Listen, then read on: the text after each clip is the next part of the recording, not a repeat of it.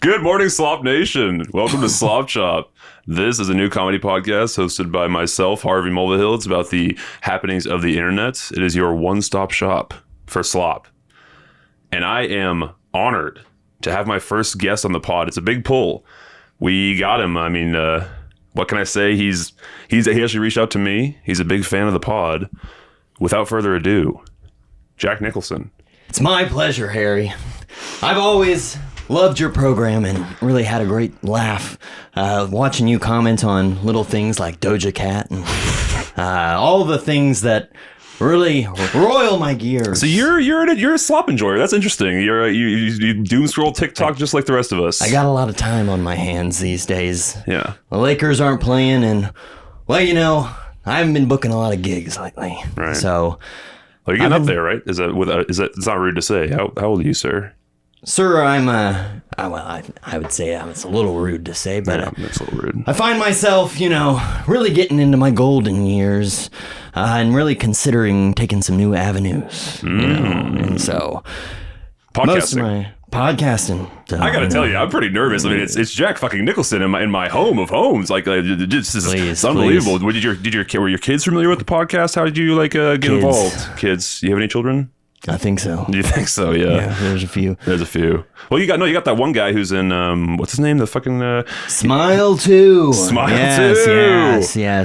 Yeah. He Congratulations. Did the whole, thank you. Yeah. I don't know. I don't remember how old he is. But he nailed the look a little bit. It seemed like the media really gravitated towards that, and I don't think that made him feel very good. But yeah, the fact that he's a creepy looking asshole.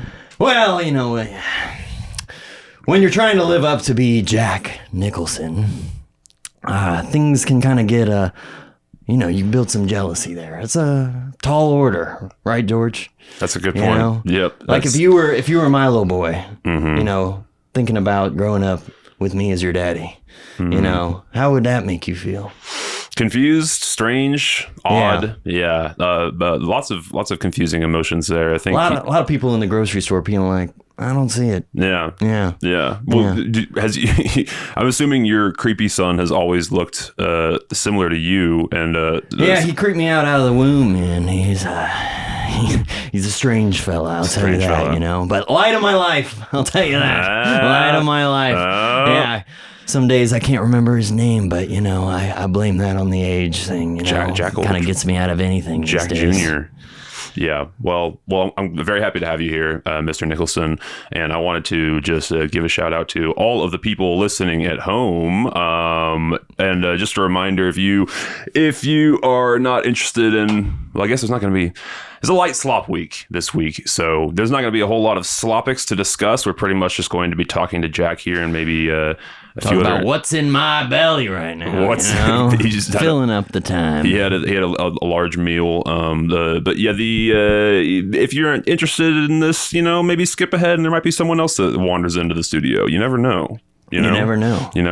Well, Jack, I would be remiss. Obviously, you're doing this mostly for publicity, I have to imagine. So, do you have anything you want to plug right at the top? Well, I have to ask. Have you ever had La La Land coffee? I have. I don't love that they do the fucking. Love you. That's it gets under my skin. It's uncomfortable to me. Oh. I gotta let my dog out of this room. She's gonna scratch you know what I'm talking about? I do. Honestly, that's why I go. You enjoy it. Well, I live a pretty lonely life there, Harvey. There's not a lot of people dropping by the mansion these days. Okay. But I like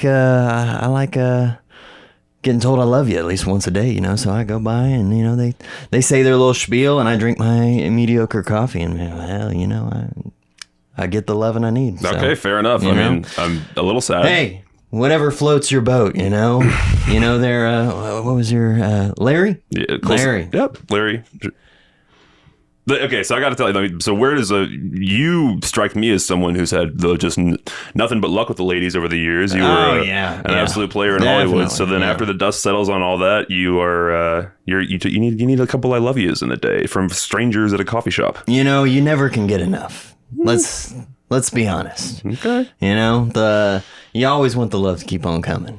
Keep the train coming. I mean, I am a fixture of the 60s. All right. And let's just be honest, things are different. And, you gotta remind each other. It's like, I wouldn't say I love you per se. Sure. But, I love when people love me. I mean, I think, So would it feel I'm an actor after all, Yeah. Would it feel good if I told you that I love you? I would prefer if you didn't. Okay. Let's not make it weird on this. It needs to be like a 17 to 19-year-old I don't know why we went that low, high dude. school girl that works at a coffee shop. All right, now we're going a little fucking low on that end, bud. That's your demographic. That's the kind of person you're looking for the I love you from. Well, let's readjust some math there, and but yeah, I mean, who? Is that weird? Am I a weird guy here? It's not weird. A weird 80-year-old man just kind of balding and wearing shades in the... Well, I think it's interesting because I find the I love you off-putting and you find it endearing. Yeah. So there's something... I mean, to be fair, you're much more successful than I am. You have a storied career, and I do not. I'm just getting started on this podcast. I think this is episode 14. So maybe that's something to say about you. Maybe it's something to say about me. You need to let the love in. Maybe I need to let the love in. Maybe I just get a few more I love yous in my life, and then suddenly I'll be a massive podcast sensation. You never know. Should we try it out? Do you want to hit me with something? Maybe it'll turn the tides. I mean, I'm not going to tell you I love you. Fuck, dang it. I wanted Jack Nicholson to say he loved me. That costs a lot of money, brother. Fair enough. All right, well, congratulations on the coffee. You told me previously on the podcast you were doing some shopping earlier. Where do you shop, sir? Well, when I'm in old Dallas, Texas. Welcome, by the way. As we are. Thank you. Thank you. It's you made the trip out just for this. All right town. And you guys have this thing called Central Market. Oh, boy. Man. A little pricey. But you don't give a fuck if you're Jack Nicholson. I do not read the labels, I'll tell you that. But I will admire the produce section, I mean, it's just like the number of apples is just crazy, I'm just pulling apples, taking a bite, put one back, and you just go down the list. I didn't even know there's so many apples. Where are all the apple trees that all these apples are coming from, man? Not in Texas. I don't fucking know. I don't know where all these apple trees are. It makes you think, Are we growing these in a fucking lab somewhere in, New Mexico, where God knows what is happening? Meth. That's what I've heard. There's meth down there. They're over there. Building meth. Yeah. They're growing apple trees. Apples. Yeah. Yeah. That it's entirely possible. I've considered. I don't know anything about apples, but I thought that they were more like a California sort of situation. But that's maybe this grapes, wine. Because I mean, maybe. Is there an apple California? I'm sure that there's apples in California. But New York. You think of the Big Apple. Big Apple. Hey, that's probably where they got those. Connection. Connection, right? But no way. Does New York have enough apples to They stock? got one. Grocery stores. Yeah, they just got the one. They just got the one. Uh-huh. And you think of all the grocery stores out there now, none of them have the level of apples that Central Market seems to pull off. So they clearly have a good apple guy. Yep. But where are these apples coming from? I mean, we're talking millions upon millions upon millions of apples every day. That's a really good question. Thank you. Yeah. Thank you. Very insightful question. Or think about the number of T-shirts you own. Yeah, several. Where do those come from? Yeah, you're only wearing like 3 out of your 20, right? Probably on a regular basis. That's 100% true. And it's like everybody's got that. Do you have the thing too where you have like your stacks of T-shirts, right? And you're going through the first 5 or 6, and then they get washed and they just get put back on the top, so the bottom ones literally never get touched. Yeah, but I'm always like when I'm going through them, man, I'm just like. Well, maybe like on certain occasions. Like I don't want to just like get rid of this. I don't want to put it away in storage where it's inconvenient to get it out. What am I, an asshole, going to give this away to someone in need? Yeah, God, no. No, couldn't be me. Couldn't be me. Not Jack Nicholson shirts. Jesus. No. So, Speaking of which, I find it interesting that you dress in your iconic outfit from The Shining to come to this podcast. What are you talking about? Oh, I'm sorry. That's just how you dress, generally speaking. The Shining. Yes. No. I just wanted to make sure people still remember. Okay. Remember who I am. Yeah. Look dead in the camera and, I'm Jack Nicholson. He's Jack Nicholson. Give me an axe, and I'll be sure to show you a good time. Oh, boy. Oh, boy, indeed. Well, let's listen. Turning your audience on. Right? Looking dead in the camera. Forehead on. Looks good. I can barely see myself. One, because I'm not wearing glasses, but I'm wearing sunglasses, and... As you do. Yeah. All right, Jack. Well, I mean, it's been a pleasure having you on this podcast, and I think that's pretty much all the time we have. So I really appreciate it. Do you have anything that you want to plug or promote by the before we get you the fuck out of here and get someone else in? No. I gotta get the fuck out of here. I gotta piss like a fucking racehorse, and I don't, unless you want me to do it right here on camera. No, best to cut it short. Yeah, we'll save that for the eventual Patreon that gets saved. That gets going. All right, exclusive content. All right, Mr. Nicholson. Well, I love you. Thank you. Dang it.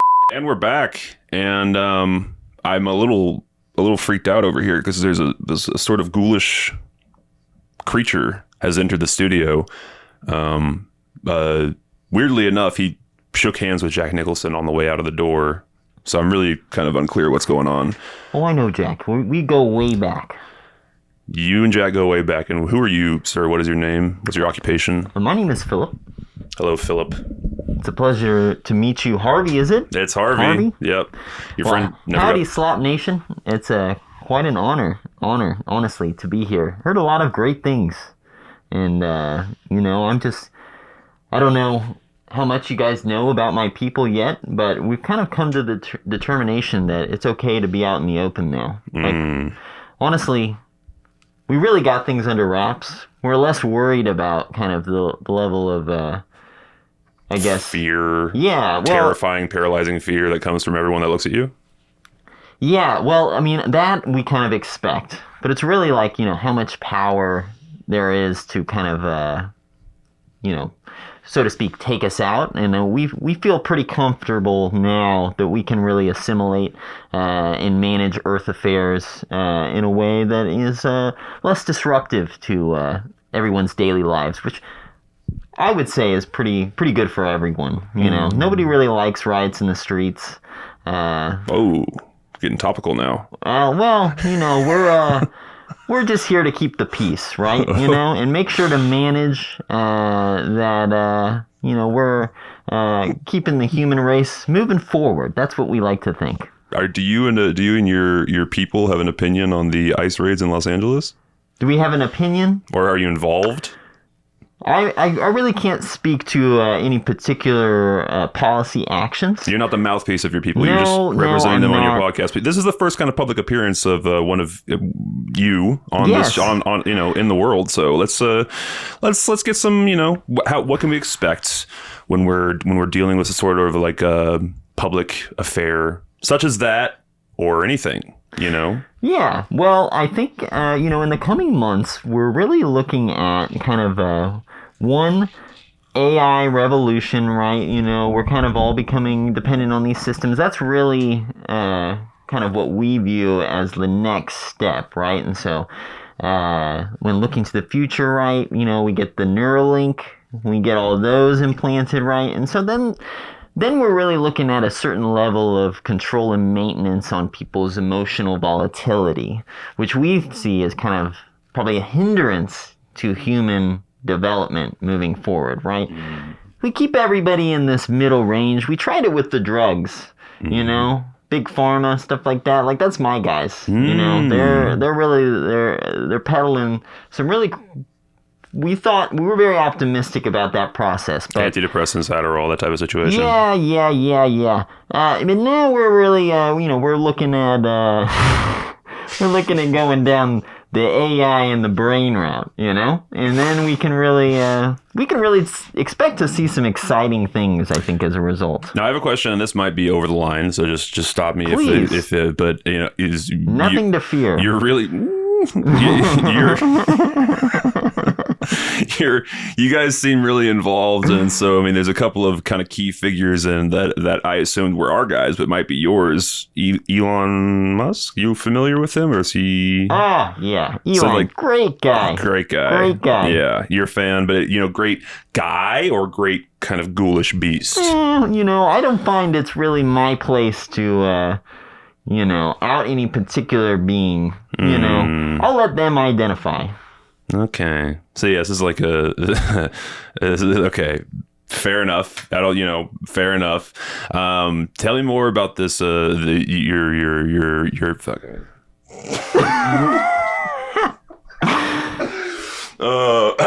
We can talk about something that's a little less heavy if you'd like. But you asked me. You brought up the riots. I was just riffing. I probably stuck my foot in the mud a little too far too. My bosses are probably pretty angry as well. So all right, so here's a question. Let's talk about F1. All right, F1, great film. Really something that really. Okay, so here's something for you, sloppers. Okay. I've not discussed this movie, or maybe I did last week. Doesn't matter. But the movie F1, directed by the Top Gun Maverick fella, starring Brad Pitt, and we both. So here I am sitting as a human, and also your loyal host of this very podcast. And here's this ghoulish freak who thinks the movie was great. I think it was bad. Ghoulish freak thinks thumbs up. Me, regular human who doesn't prey on your downfall, thumbs down. Who would you believe? May I? Please. I just have to say, Slop Nation, that F1 is the perfect kind of movie to really just turn off and tune in. You know what I mean? Because, it's fast cars. There's cheesy lines. It's everything you expect it to be. And with that, makes it just brilliant, and just a cool movie. I left certainly wanting to be an F1 fan, so I don't know about you. So I was not familiar very much with F1. My brother's a huge F1 person, but I will say, I'm not above. I have a Slop podcast. I love Slop. I love dumb shit. I loved Top Gun Maverick. I saw it 3 times. Fantastic film. But here's the thing: there's a limit to my enjoyment of garbage, especially in a film format. Films, if your script is so dumb that it's painful and it's like hindering my ability to get lost into the dumb fun cars driving, then I have an issue with it. Although I do admit that it sounds stupid that I'm critiquing a fucking car movie. Not you know what I mean? Stupid at all. Oh, thank you. It's a great movie. Not a great movie. Think chip away at it, try all you will. But when you see that movie and they go, but we got the driver. Oh, that was sick. That was fun. That's the moment. That's the moment that people yearn for in the cinema. Yeah, that was fun. That's the moment. That's the Avengers Infinity War. That might be a little stretch, but it's just, people get out and they're like, yes! So we're going to take him. Why was it 3.5 hours long, you think? Honestly, just probably... I think that they could have added another 30 minutes of racing, and that would have been even better. So you mean to tell me that you were not dead to the racing scenes, and they left an emotional impact on you even after 2 hours of the same thing over and over? Definitely needed more racing. That was why it didn't get 5 stars for me. Okay, fair enough. Yeah. In my humble opinion, I was it was like watching. By the end of it, because here's the thing: the racing scenes are incredible. They are so well done. It's like they do the Top Gun Maverick thing where they lock the cameras down on moving real F1 cars, and you're not doing one lap around the fucking course and filming that. Sure. You're not doing one take. You're doing 15 takes. So then through editing, keeping all the cars in the right place and making sure the audience knows what's going on. That's an impressive feat. All that stuff is great. My issue is that by the end of, after 2.5 hours of that, they had their final big racing scene and I just didn't care. I was just bored. I don't know what to tell you. But he was flying.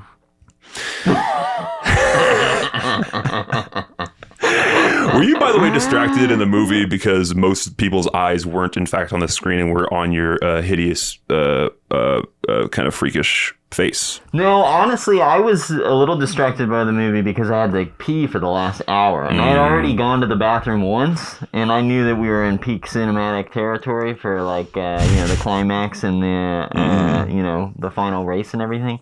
There was an additional 20 minutes after that final race that, I questioned whether or not it was the right time to pee. But, no, that was the biggest thing that was distracting for me. But it gave me that restless leg syndrome, which when you're, anxiously awaiting the end result of a big race is just amplifying everything. So, you're just like, you're in it, baby. You're in it. Yeah. Okay. All right. Is that Fair how enough. you humans act too? when you Yeah. have No. to pee? Honestly, I'm seeing a lot of similarities between our two people. Wow, we've blended in for many, many years. Yeah, and also, yeah, that's fair. Very, very, well done. Thousands. Thousands. Yeah. Very impressive. How long do you guys live? How long do we live? Well, I haven't personally been around 1,000 years, but my people Right. have been assimilating for thousands of years. Yeah. I figured as much. But you just had like the normal life cycle, like a person, 100 years roughly. Well, I don't know if I want to give out too many details. Right. You You got to kind of get like a strict code of conduct you got to live by, even though you're advertising it's not even advertising. Why exactly are you here? You're trying to tell people that you're here and you're ready, Yeah, we're assimilation. just, we're just here. We're in charge, and we're ready to. I don't love the in charge usher us thing. into the rest of the 21st century. I think it's going to be exciting times. There's a lot going on. There's a lot happening, and we'll see how it all shakes out. But I'm excited. Yeah. Well, I'm terrified. And is there anything you would like to plug, sir, or anything that we humans should be aware of in the coming months and years now that we have like assimilation with you guys? Maybe just like a code of conduct on our end, because you're clearly living by these strict principles. Perhaps ways to approach you in the street. Do we avert our gaze, or do we stare right at you? Do we scream openly? Do we try to hide that? I don't think there's much. People are generally averting gazes to people, so like I don't expect too much. Like everybody is kind of looking down these days, so they're trying to avoid eye contact. I mean, if you want to make eye contact with me, that's totally fine. But I'm having trouble with it right now. Change. Yeah, well, I know it's not the prettiest face in the world, but far from it. Trust me, all right. You see when you guys start seeing the lady peoples, you'll start getting into it. I'm sure. Oh boy. Yeah. All right. Well, I'm gonna rule. A lot of sickos out there, They'll.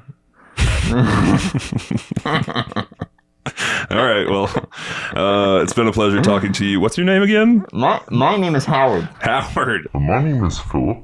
It's been a pleasure, and I'm glad that you enjoyed the F1 movie more than I did. And best of luck with the continued domination of our people. Thank you. All right, take it easy. Welcome back, ladies and gentlemen. Slop Nish. Yep. It's a good thing, we wanted to do it big for the first guest episode, and this is our third guest of the ep. Welcome, sir. I'm very happy that you're here. Can you tell us a little bit about yourself? It's just me, baby. It's just you, yeah. It's just me and a La La Land coffee. You ever had this shit? I'm just kidding, dude. You seen F1?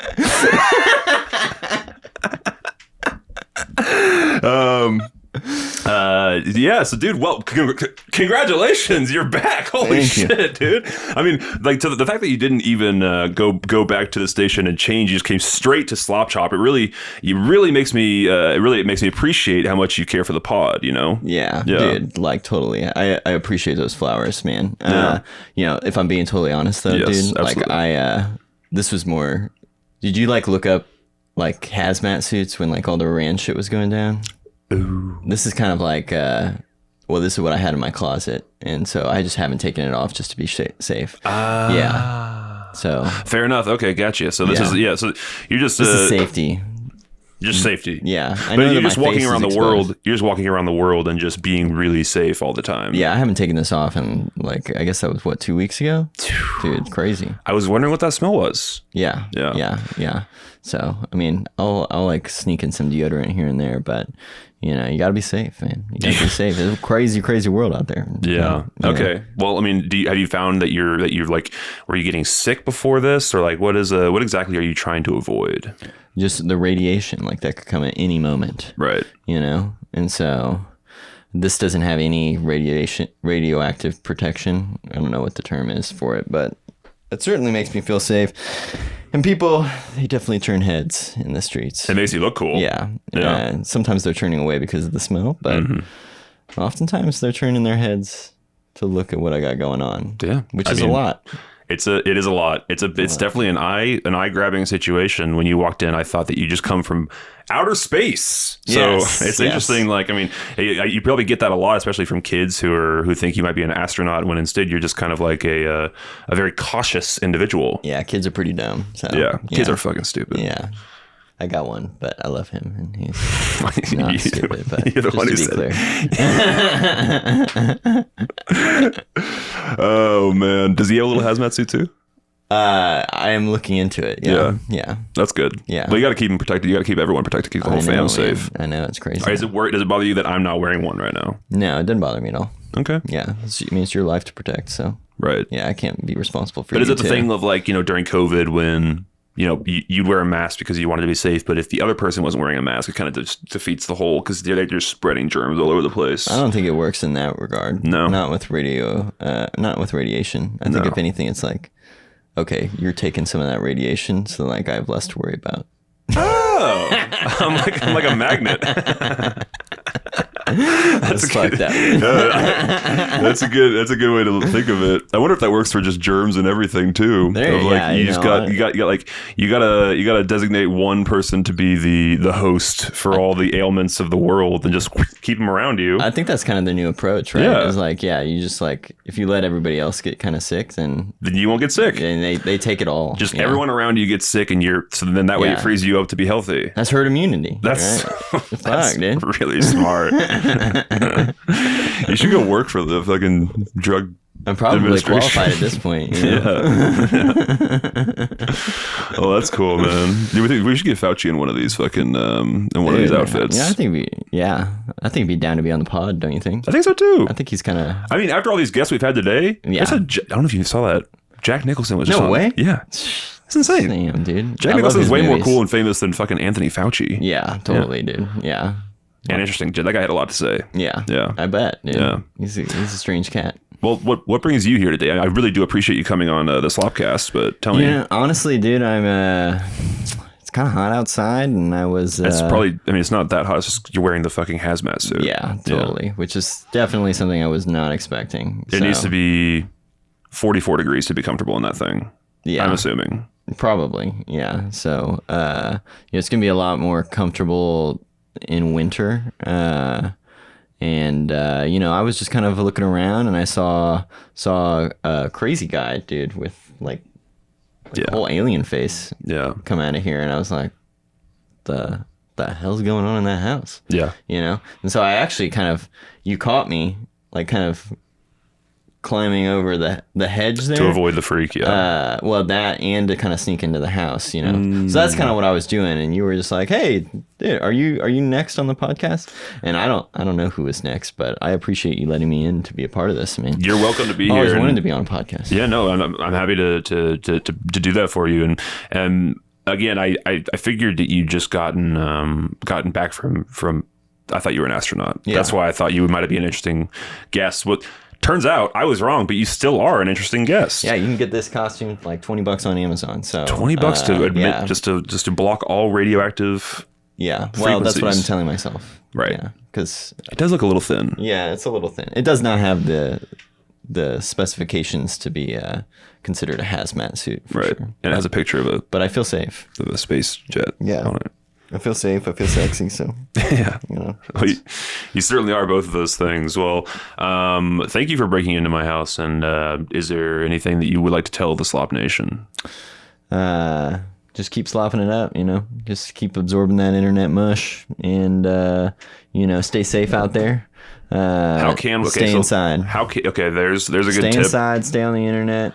Listen to the podcast on repeat. Listen to this podcast. Really, do your research too in terms of the slop, because showing up to this podcast and you got, if you have a certain level of research done, like, you're ready, dude. You're ready for this shit, and you get to get all these perspectives, and Slop Nation is better for it. So, well, thank you. I mean, the kind words have been just overwhelming today. I really appreciate that. And you heard them, sloppers. Make sure you're subscribed. Make sure you do your own research. Do your own research. Do your own. Yeah. Make sure you stay informed with these bleeding topics that we're discussing on the podcast. Yeah, I got nothing. I got nothing. What else you got? Anything? See you, Slop Nation. Sloppers. All right, we'll and now we will you can just let yourself out. All right. Bye. Good morning, Slop Nation, your one-stop shop for all things slop. I'm your host, Brady, and with us today is... My name is Irrelevant. All right, we got a pretentious one in the mix today. After a long host of wonderful guests, we have found ourselves with someone a little more distasteful. So why are you here? I would like to spread the word about me. I like being in front of the camera. I think I have a shine to me that people just need to see. You know what I mean? Well, okay. I hear you. A lot of people feel that way, by the way. But I guess I would wonder why America wants to see you. Why wouldn't they want to see me? I think I offer many, many interesting things to the Slopcast, or what's the name of this podcast that I'm on? Slop Chop. Yep. I figured as much. I knew the Slop Nation would want to see someone as distinguished as myself. But here's the thing. Not everyone knows just how distinguished I am, so I figure I need to do as many public appearances as possible, and then get my name and face in front of as many humans as I can, including yourself, Brady. Well, I'm very interested then to hear kind of what you got to say. Like, when we're talking about America witnessing you for the first time, I think of myself as a sort of a thought leader in this space of ours. I think of myself as sort of a sort of leading the charge in the way of information, the information age, AI, news, the other stuff. Well, that's all coming straight through me and just getting kind of expounded into incredible sort of literature via word, via spoken word. Yes. Yeah. I'm getting that energy from you for sure. Yeah. So if you were to sum up America in like a phrase or a sentence, what would that be? A pious facade. A pious facade. A pious facade, Brady. That's what I would sum up America as just kind of going through the motions of experimental spirituality, and it's all nonsense. It's all a joke. You know what I mean? I definitely agree. Yeah, I agree. There's elements of a joke in there, but there's more. Like the average American isn't pious, I would say. I disagree. Well, I don't know what circles you're kind of around, right? America to me is really a cowboy, clown, prostitute. I feel like those three elements really sum up what it means to be an American. I think we're on the same page, my friend. My goodness, I've never heard these words in those order before, but it's perfect. That's perfect. It's got a little bit of everything, And so a thought leader like yourself, how do you connect with specifically the cowboy, clown, prostitute? I find that you have to lower your sort of higher level thinking to the level of a pig or a clown or a prostitute or whatever the combination of cowboy. Excuse me. No, I do not mean to diminish our good men on horseback. But typically speaking, these people are of lower intelligence and must be spoken to as if a child. I want to wipe the grin off of your face so freaking bad, man. Pious fallacy is the country. The country is a horrific. I don't have the vocabulary for this character, dude. I'm too much of a fucking idiot for this. And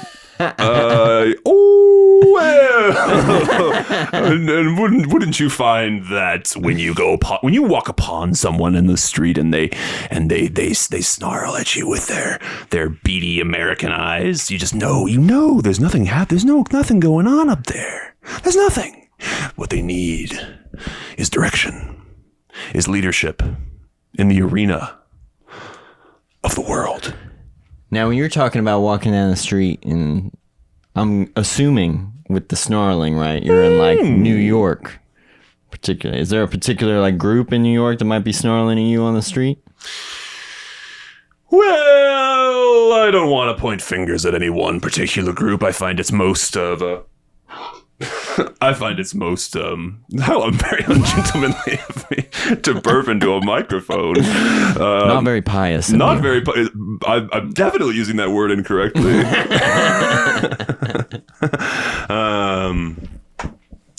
No, I find it's not one general group. I find it's most of humanity. Most of the world looks at me and just with disgust and disdain, as if I think I'm better than them or something. You know? Yeah. Which is crazy to me because, like, oh wait, no, I do think that. Yeah. I think I am better than them. I think that's probably why they think that. Yeah. Honestly. Well, I've just made a connection. I think I finally realize why people treat me the way that they do. And that, Slop Nation, is called a lesson. This man hasn't learned one in, sounds like, ages. He probably didn't learn one today, but he got a little bit closer to the level of self-awareness that one needs to really be a decent human being. And so we have hope for you, my friend, that one day you'll see the real America. Stay tuned in, Slop Nation. That'll work. That'll work. Goodbye, everyone, and thank you for having me on your wonderful program, Mr. Salmon. And I'll see you folks on the street. Slop Nation. Thank you. We did it. That was fun.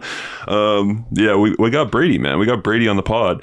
I met Brady like less than a year ago, and you told me very quickly about an acting class, which we've been into together for the past several months. It's been a blast. I fucking love it. It's one of those well, you've been doing it for a lot longer than I have. Yeah. Yeah. But the format of the thing is that you start with improv, and then you do like an improv scene with a partner. Our teacher would give us a little piece of information like, this is who you are, and you have one line to say. He'll give you like a random line. And that's how the thing started. So we figured we should maybe try some improv on the podcast. I think it was okay. It was fine. It landed. It landed, maybe. Every second. We'll figure it out. Landed somewhere. It landed so exactly. But thanks for doing that, dude. This is fun. And thank you for inviting me on the fucking to the act. This is like the first time I've ever stretched a creative muscle was hopping in that class with you, dude. So thanks. No, it's been a lot of fun, and our hope is to make some sketches and things as well together. So hell yeah. I think there will be much more content coming from these two faces. Fuck yeah, dude. So tell me about your experience with like creating in the world, like movies or sketches or comedy, anything. Like many, COVID was kind of gave me the time to do everything I always wanted to do, and I am very grateful I took advantage of it and made a bunch of movies and wrote a book and a bunch of short stories, and just kind of spent my days in isolation creating and really getting that muscle back up and running. And whether I'm writing a story or acting in one, it's all very self-fulfilling, and getting kind of you learn things about yourself through that process, through the creative process. And I think that's one of the more beautiful things about it, is getting to, write stories that kind of are in line with kind of where your mind is and what you're experiencing, and getting to kind of experience the end of that on the other side. For sure. It's like role-playing, real life. Yeah, exactly. And you're just doing it on the page, right? And and now my pivots have been for acting a lot more than the filmmaking side of things. And I'm still writing all the time, so I'm writing screenplays and stuff pretty regularly. Have you always been into movies? I have always been in the movies. I definitely had like a detour in priorities for like probably a good 5 or so years there, where I just, I couldn't afford to go to the movies, and like I just wasn't making the time to watch good ones at home. But like, yeah, I mean, I worked at Alamo Drafthouse for a long time, where I was surrounded by people that loved movies and got really a great introduction to all my blind spots. And so similarly in COVID, I really started to, watch all the movies within those blind spots. And, hell yeah, dude. Expand my... Brady was the manager at the Alamo Drafthouse in Richardson, Texas, where we live. But so I was curious about the Alamo time, and if you have any like insane customer stories, or I mean, there's like plenty. You kind of start to like tune it out. I mean, I've had there's just like, that was like an old building, so there was always like crazy shit happening facilities wise. I mean, we had a guest drop kick a manager that we were kicking out for talking. Bruce Lee? Yeah, like straight up, like I mean, and that manager ran into that couple because the cops escorted that couple out. The manager ran into them outside, like at the pool with like his family and stuff like that, and like they confronted him about it. Like, whoa! Yeah, it's one of those things. It's like, the talking and texting rule is like, an important part of Alamo, but like let's not pretend like it is like a totally chill thing for managers to take on, because people don't like that happening to them. They really don't, and cops are not always on the scene right away. So how often did that sort of thing happen? Because you have for those who are unfamiliar with the Alamo Drafthouse, like one of the reasons that I love them so much is that they do not fuck around with people talking or texting in the movie, and they start every screening with a PSA, like, this is the theater is now a quiet zone. Do not talk or text, or we will kick you out after one warning. And it says it. This like flashes it, but before every film, which is amazing. But I've always been curious, and you being the manager, how often did you actually have to go? Like, was it once a month, once a week? Different locations are different. So Richardson, like all its guests are trained well, right? Like we've all been a part of the deal for a while, and so definitely less frequent at that location, but also like our managers are like pretty prone to exercising that will, right? And so we are actively responding to talking complaints and things like that, so we're probably doing it like 3 to 5 times a night, but I wouldn't say they really escalate. 3 to 5 times a night. Well, like actually, like giving a warning, right? Okay. And giving a warning is different than kicking him out. Yeah. Sure. Warning usually nips it in the bud. Yeah, ejections maybe happen like once every couple months or something like that. Got it. And they were probably more frequent in COVID. One, because there was more people, but yeah. Okay. Fair enough. So you had someone drop kick. Yeah, a manager. That's fun. And I've had somebody. I don't know what the hell his deal was, but I've had somebody like try to like literally put hands on me and fight me over like just he was frustrated with his bill, and I just happened to be next to like a family of like black belts who like, and I think I still have the video footage where like they just like are kind of like wrangling him down the hall. They break like a stanchion, like that's like our like theater's not ready yet, And yeah, it was pretty wild. So, you know, if you can send that to me, I'll put it in the episode. Put it in the fucking episode. That sounds sick. I love it. All right, well then let me ask you this: what is your diagnosis for movie theaters in general? I am a big fan of the movie theater experience when it's done well. I despise it when it's not done well. I think it's an absolute nightmare when people are talking and texting, whatever. So Alamo does it right, but Alamo is struggling just like every other theater chain is. How would you fix it? It is a tough one. It'd be interesting to see how a non-dine-in cinema performed with those level of standards, you know, because I think the food and beverage part makes Alamo just more challenging to execute. What's the percentage of total revenue versus food versus ticket sales? I mean, I don't know that I should be. I mean, I don't know what roughly is. It's like you know, it's got to be a significant margin. Well, there's just more to it, right? Like your ticket sales, you're giving at least half, if not more, back to studios. So like you're really only taking a fraction of that revenue. The comps on that are pretty high, and then where's your food, right? Like, you know, you've got your cost of goods, obviously, but you're also keeping in mind labor and you're having to pack rent and all that stuff kind of in that food and beverage. So it's no surprise, I think, to anyone that the food and beverage portion is where a lot of the money's coming in for theaters, and that's true for any theater. Deferred concessions are just the thing for like an AMC. Yeah, it's where most of the money comes from. Content. Yeah. And so in order to play it, we have to section off a certain percentage. But I mean, there are other challenges for movie theaters, right? The length of release before going on to streaming. I hate that so much.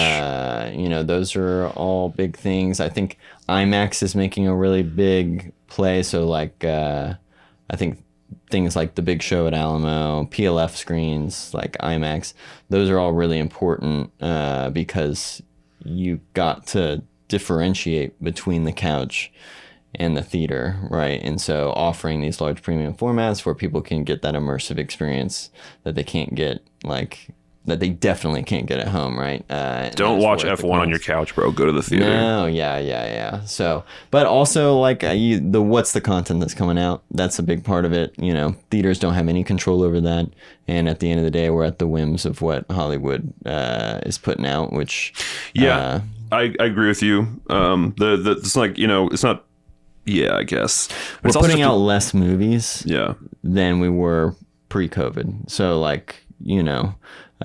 Even like today, right? And, you know, we've always kicking the can down, whether it's writer strikes or blah, blah, blah. Like plenty of things have hurt the industry. But, you know, at the end of the day, we're making like 100 less films than we were That's wild. In 2019. So wild. That has an impact. Yeah, for sure. Damn, dude. All right. Well, okay. So you're God Emperor Brady now. Like, how do you fix this problem? If you could wave a magic wand and fix like one major issue, what would it be?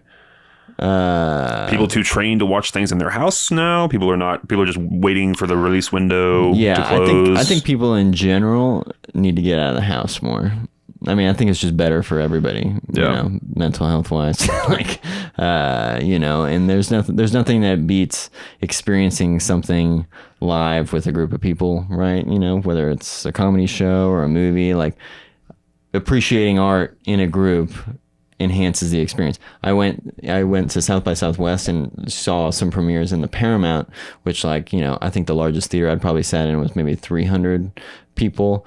Watching something with like a group of 1,200 people versus 300 people is like even crazier. You don't even know if what you watched was good or not because you're in an audience that's just hyped up. And I mean, granted, that was South by Southwest or what have you, but it really does just add to the effect of the film rather than just kind of in your little cave, just like blink it on and just like, also on your phone. Also on your phone where you're just like, you missed half the movie anyways, and so you're not invested in shit. So I saw a tweet the other day that was like having a low effort TV show on your TV while scrolling on your phone is a level of stimulation that the human brain was never meant to comprehend. Like, it's way too much.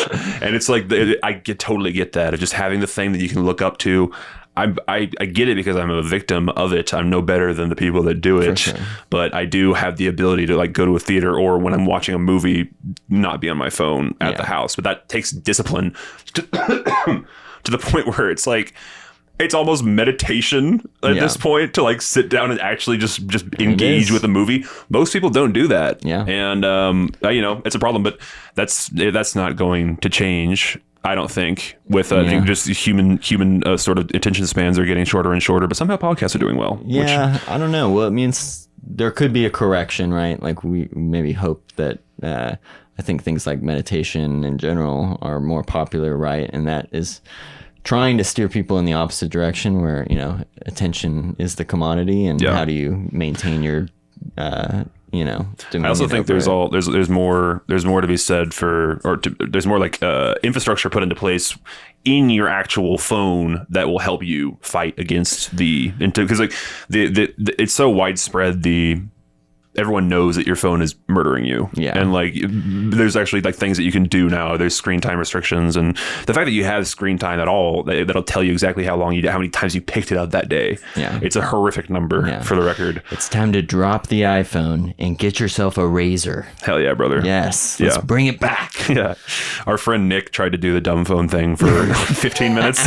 He fucking failed so hard. Yeah. Well, he talked a big game about it the first week. He was like, man, this just changed my life. I can't believe but yeah, once I'm smelling flowers again. Like sucked the teat of that iPhone again, it just couldn't pull away. Yeah, it's she's an evil mistress. Yeah, it's like a cigarette. Yes, it's like a cigarette, dude. I can't have a cigarette. I know that I will go back to a pack a day. If I have one cigarette, if I have a drag, then it's just, and so the same with phones, man. Fair enough. It's the same with phones. You were a pack a day smoker? Hell yeah, dude. Damn. Marlboro Red. Let's go. Oh, that's such a dad cigarette. Ugh. I shouldn't even.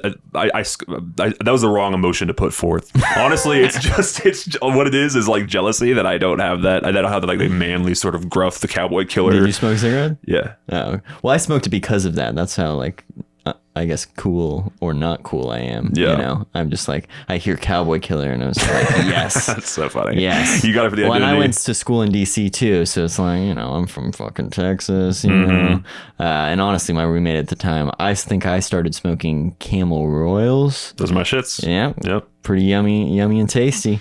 And then he was like smoking Marlboro Reds. He was talking about, dude, the cowboy killers. He's this guy from New Jersey. Super great. Pussy ass Camel Royals over here. Yep. And that was it. That was like, you're right, man. You're right. I should be smoking this shit that's going to kill me faster. Let's do that. I'm 18 years old. What do I got to lose, So yeah, I did that. And then I smoked Marlboro Lights when my lungs couldn't take the Marlboro Reds anymore. Yeah. But I haven't had a cigarette in like 5 years. That's awesome, dude. Yeah. Congratulations. So I guess it's like this month, probably. Wow. Yeah, it's crazy, dude. Crazy. Never thought it would happen. What was the quitting process like? A jumbled mess. Yeah. Because, my wife got pregnant and she went cold turkey after smoking for a very long time. And then I got like a little bit of everything. So I knew the patches wouldn't work for me because I just smoked on the patches. And then, so I was like, I'm going to try the gum. And then I'm also going to have like my vape where like I've got like a little bit of nicotine and then I've got zero nicotine.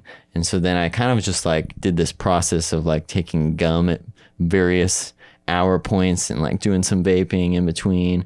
And then I was vaping the zero nicotine and then it was like, yeah, it was just a mess, but I allowed myself the space to get like 6 hours without nicotine and all that stuff, and then it just fucking happened. So I was at my family's ranch and my jewel fell out of my pocket onto the grass, and I think that's where it went because I couldn't find it. I searched for it for hours and hours, and then I was stranded at my ranch with no nicotine for 48 hours, and the cravings were brutal for the first 24, and then the next day, none.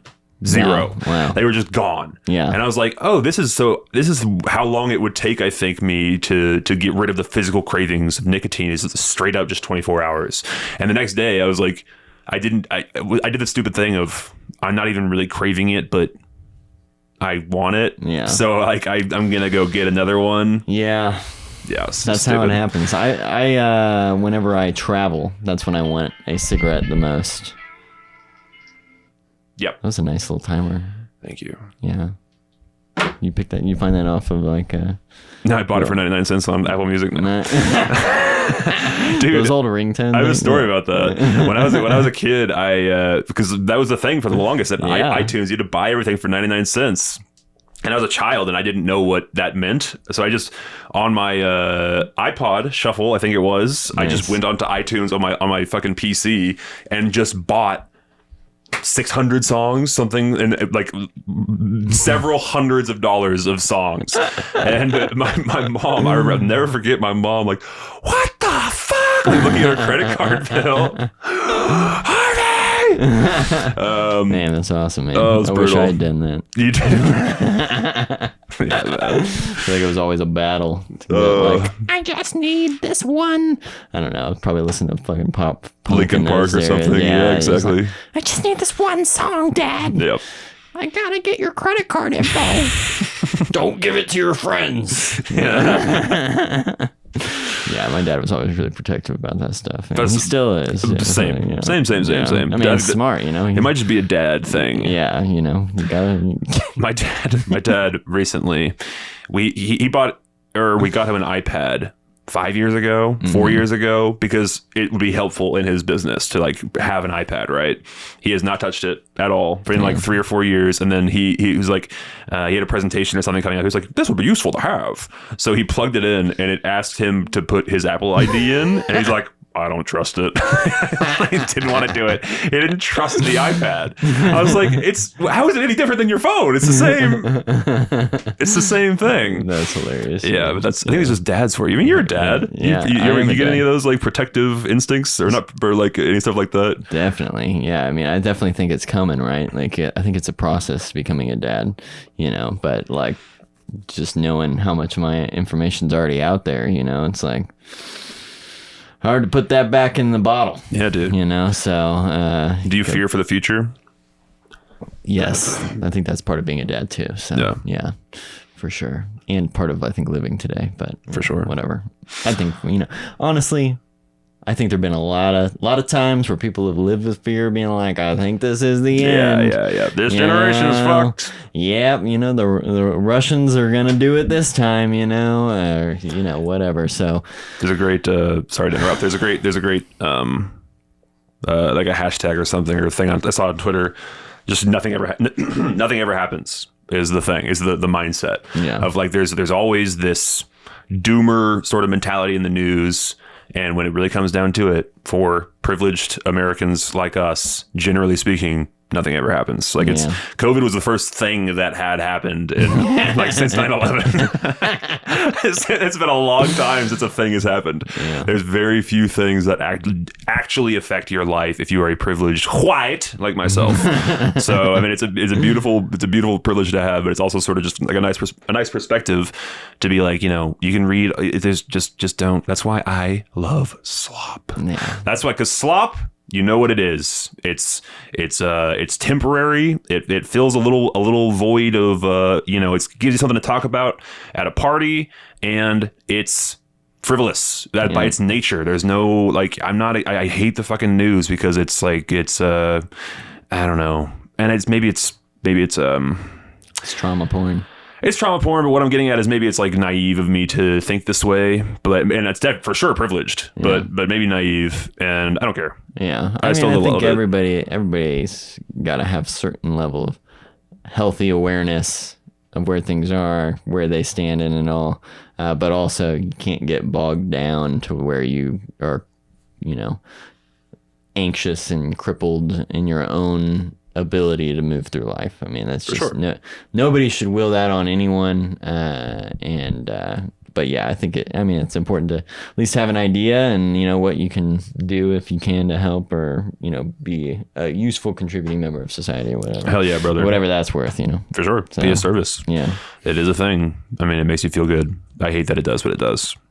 Okay, I'm going to start this with you, Brady. You're my first guest. Thank you for coming on the pod. I appreciate it. You're welcome. This is something I'm going to ask every guest that I have on the podcast. What is your relationship with slop? Meaning, what do you fill your brain with? Do you fill your brain with garbage like I do? Are you doom scrolling on Twitter or on anything? Is your screen time crazy? Are you mostly a movie guy? What's your deal? Yeah, no, I definitely. So I wish that I was more tactical with my slop, like you are, because I feel like I just kind of like just aimless scroll. That's you know, I'm just a. What do you mean tactical? I don't know. I feel like you've got like this like absorption of all these different facets of the internet, you know, and whereas like, you know, me, like I'll go on Instagram and I'll siphon through reels and, you know. Sure, that's reels is a thing. That's is that your main form of. It's and then you know, a little bit of Reddit and. Sometimes I'll do a little bit of Twitter and, you know, you mix it all in there. Maybe I'll even check into Facebook, you know, see what the old people are doing.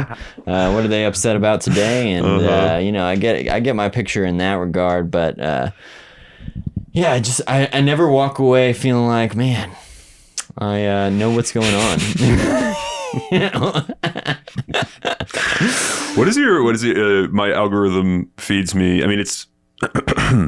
I overuse the word slop because it's funny and it's the name of the show, but like just true garbage that is not useful to anyone. Of the my favorites are the cleaning compilation or here's a guy mowing a guy's yard at 4 times speed, or the dude that will like it just like quote unquote satisfying videos, or there's like glass bottles full of wacky like glittery water and they push it down the stairs and it explodes at the bottom. It's garbage. Garbage. But I go, I stare at it and like, do you get? Because I think there's also more useful stuff out there that I'm not seeing. Yeah, I mean sometimes like I'll get frustrated with like my slop algorithm and how sensitive it is, right? Because like, you know, there was like a video that popped up with like some Tucker Carlson giving, you know, what's his name? Ted Cruz, fucking great video. Giving him one great video, and you know, I made the mistake of watching it, and then suddenly I'm getting all this Tucker Carlson on my freaking algorithm. That's good stuff. God forbid anybody fucking finds out that I'm watching. And so that's how they get you. That's how they pull you in. They pull you into these conspiracies. When it's like, I'm not here for the conspiracies. I had a long day at work. And I want to see some funny shit, you know, some people doing bits. That's what I want, you know, and maybe that's what they are doing. Maybe the newsmen, they see themselves as just doing a bit. Yeah. I mean, that's part of it. It's a character for sure. Like the Tucker that we see is not the Tucker in real life, but the person that I am on the podcast is not exactly who I am in real life. It's close. Like, but you know, you're whenever a camera is involved, you're just at a fraction different, or hair different. Yeah. So you know, it's interesting. What have you been watching recently, Brady? Well, I'll be honest. Me and my wife decided to watch Love Island. Nice. And I've not enjoyed it, honestly. Yeah, it's like a little too cringe. What? You know, I've watched like Love Island cringe. Yeah, no, it's just not for me, and I yearn to be watching something else. So I think we're gonna switch it up. I think one thing, I was just sick and got to binge all of Squid Game season 3. I've not seen it yet. Yeah, so that was a fun watch. Yeah, definitely. If you're a Squid Game fan, it's more of that. Wraps up the story, and I enjoyed season 2 well enough. I think mostly I'm just in it still for the games, and that the cursory plot stuff happening I'm not super thrilled or engaged with. I will eventually watch season 3 though. Yeah, I mean, I think it's a continuation really of season 2, and you know, I think what they've done in this combo of 2 seasons has really put a lot more stakes on the line in terms of the relationships of the characters, and even they're just who they kind of represent in society and everything like that. Whereas I don't even remember the first season and like the different people involved, but I just felt like this time, you got the pregnant woman, you've got like the codependent mother and son. I mean, you got like all these different and so in season 3 you really see those stakes amplified, and just adds to the drama. Hell yeah, brother. Yeah. Sweet. I'll definitely watch it. It's pretty short too, right? Or okay, just tell me this. It's a short season. Did they go back? Are there any actual games? Yeah. Oh yeah. There's more games. Yeah. Let's fucking go. All right, sweet. I'm down. Super down. All right. Well, I'll definitely check that out. What have I actually gonna pull up Letterboxd because I am incapable of remembering what I saw. Oh, dude, I rewatched Puss in Boots 2. Have you seen it? I think I saw that on your brother. Yeah, I have not seen it, but I've heard amazing things. It is about it. Yeah. phenomenal. It's cool. Yeah. It is shockingly good. Yeah. It's one of those things. It's the third time I've watched it. Yeah. It is like one of those. Just I love it when an animation studio or any studio raises the bar, or like I've talked about this before. There's an expression that came from Who Framed Roger Rabbit, called bumping the lamp. Have you heard of this? Mm-hmm. So there's the characters in Who Framed Roger Rabbit. You got Rabbit and 2 human characters. They walk back behind the bar, and one of them bumps a lamp on the front, so the light source is rotating the entire rest of the scene. So then the animators have to painstakingly animate every single time the fucking light goes like this across Roger. It just whomp, whomp. It changes over and over. Yeah. There's no point to doing that at all. It doesn't change the outcome of the scene. Had the lamp not been bumped, nothing would have changed. All they're doing is raising the bar and saying like, look at us, motherfucker, this is what we can do. It's really impressive. So I love that type of stuff. And Puss in Boots is full of that. The animation is stellar. It reminds me of Spider-Verse. Mm-hmm. They have like a choppier kind of frame rate. They have all these incredible freeze frames and just like, it's like a legitimately interesting plot. The plot, for those who don't know, our beloved Puss in Boots is on his last life of 9. And to see it. Death, literal death, is after him. Wow. It's very cool. So like the enemy is literally death. Which is sick. Which is what you expect from a children's story. Exactly. It's pretty fucking dark. And I can't say enough good things about it. There's I'm an asshole, so I will say there's a couple of like questionable jokes for kids, but it's a fucking kids movie. What am I, a dick? Why do they even bring that up? It's fine. It's fine. It is beyond impressive. I love it very much. I've seen it 3 times. Nice. I definitely have to watch it. I've known how good it is, and like you said, just kind of groundbreaking for animation today, which has been probably, I'd say, an area of cinema that's kind of struggled, other than like the Spider-Verse, the Mutant Ninja Turtle. I feel like there's a lot of new players in that game, but Spider-Verse changed the game, brother. Yes, it really did. I mean, the whole animation style has changed because of that, and so big deal there. I did watch recently. It was the first time in like a decade that I watched Dazed and Confused. I watched it on July 4th, and I kind of avoided rewatching that film because I associated so much with just being in high school, drug and doing all that stuff. For sure. But man, it's so many lines in that movie are still very much a part of our freaking zeitgeist, and it's pretty incredible to see a movie have, one like that just still have such an impact today. Like, I mean, there was like the line where it's like, all I need or all I want is beer and kicking ass, or all I like to do is beer and kicking ass, and I'm almost out of beer. It's like, is that that's the same thing as the chewing gum or fuck me, damn it, I don't know the reference. Oh shit.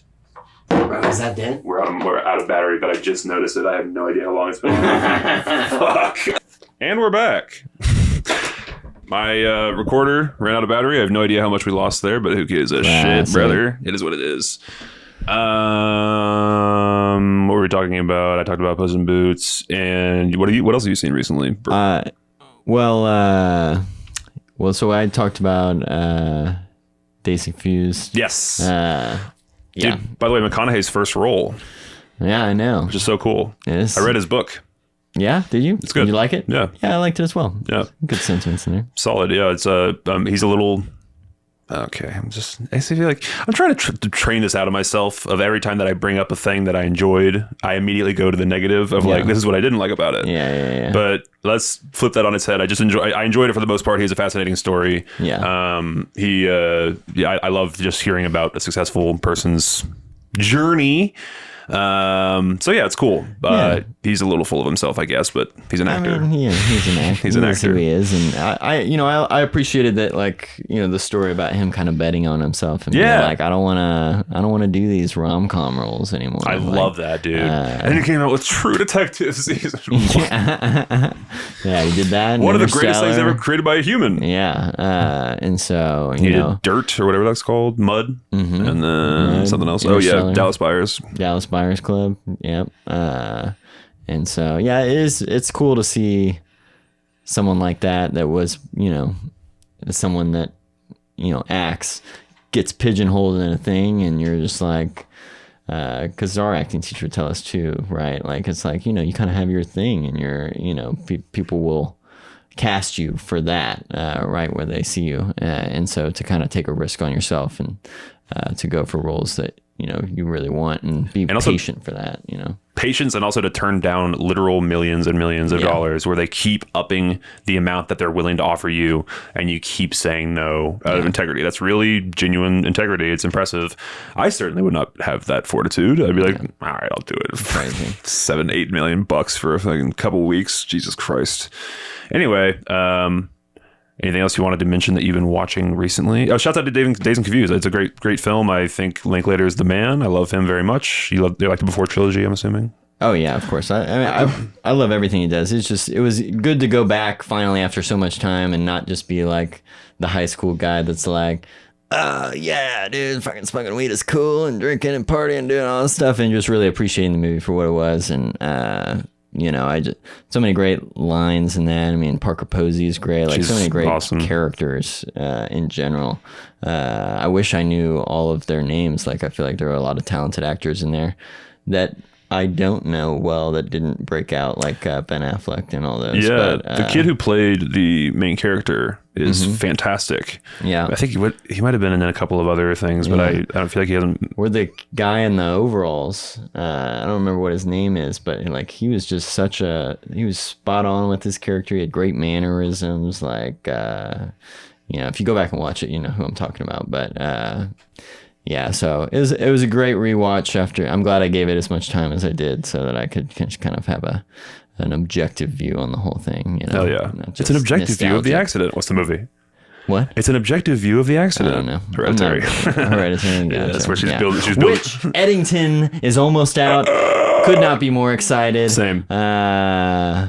Beau was afraid it was a masterpiece journey. Excuse me. Yeah. And I can't wait to see what else that man has in store for us. I love him dearly. I have a Hereditary poster right to the right, just out of frame. He's one of my favorite up and coming. He's established. One of my favorite current directors. And yeah, I'm super excited for Eddington. I thought Beau's Afraid had pockets of incredible, and I would like to rewatch it. I've only seen it once. Yes, it is worth the rewatch. Yeah, dude. Put yourself through that madness again. Yeah, man. See what happens. Everyone says the same words that I'm about to say, but those first 30 minutes are just perfect.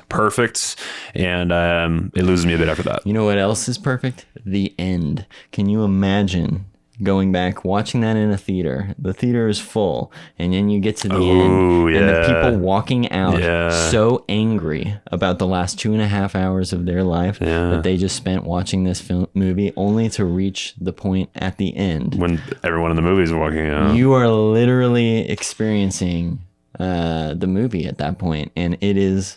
I mean, it was one of my favorite cinematic moments to be a part of. That's really cool. Yeah. So nice. I loved the fact that people hated that movie in the theater. I think it really added to the experience. Sure. And how it was supposed to be experienced. So, fair enough. That's my take. That's a very cool meta level. That's my take. I like it.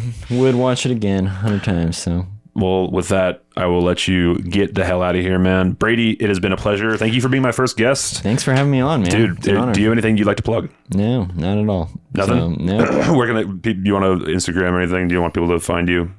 Better not. Okay.